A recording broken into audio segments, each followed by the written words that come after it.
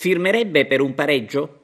Alla domanda Raffaele Di Napoli sabato aveva risposto assolutamente no, anche perché ha detto dobbiamo essere ambiziosi. La partita nella prima parte ieri è stata affrontata infatti con la spinta giusta, anche se non è mancato qualche svarione di troppo e questo purtroppo non è affatto una novità.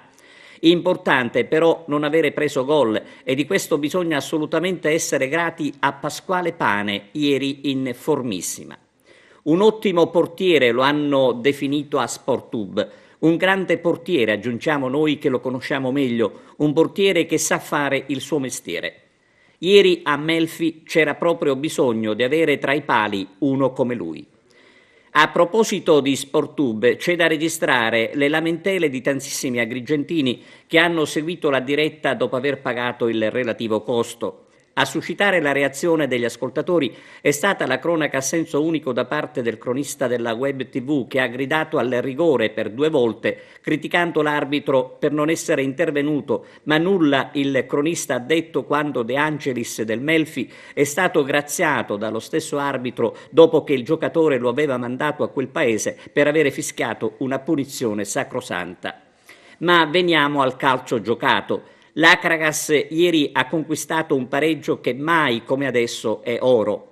L'appuntamento è per domenica alle 16 all'Esseneto, dove a stringersi attorno ai biancoazzurri sicuramente saranno tantissimi tifosi per sostenere e aiutare la squadra per l'ultimo sforzo della stagione che vale la salvezza.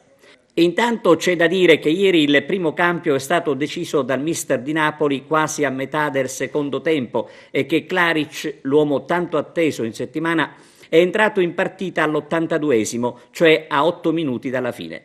Un dato positivo è senza dubbio comunque l'utilizzo del giovane agrigentino Rotulo. La missione sarà domenica prossima, oggi è una delle 2 partite e siamo soddisfatti per il punto, non tanto per la prestazione perché le mie ragazze vogliono di più, però sono contento di come hanno affrontato questa partita, essendo giovani.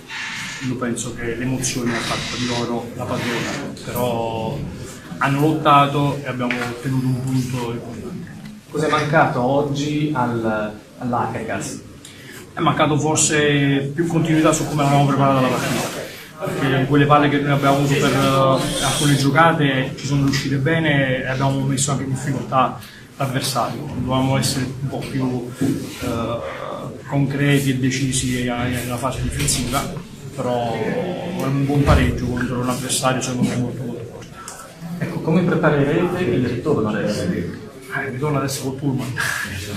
No, il ritorno lo prepareremo con l'entusiasmo di sempre, perché noi siamo una squadra che dobbiamo stare sempre a 1000, dobbiamo lavorare sempre sull'entusiasmo. Da martedì abbiamo un giorno di riposo, ma martedì poi una squadra spensierata, folle, come sempre, perché noi è quello che ci ha portato a raggiungere per gli altri inaspettatamente i playout, però noi penso che per il campionato che abbiamo fatto meritavamo la salvezza diretta.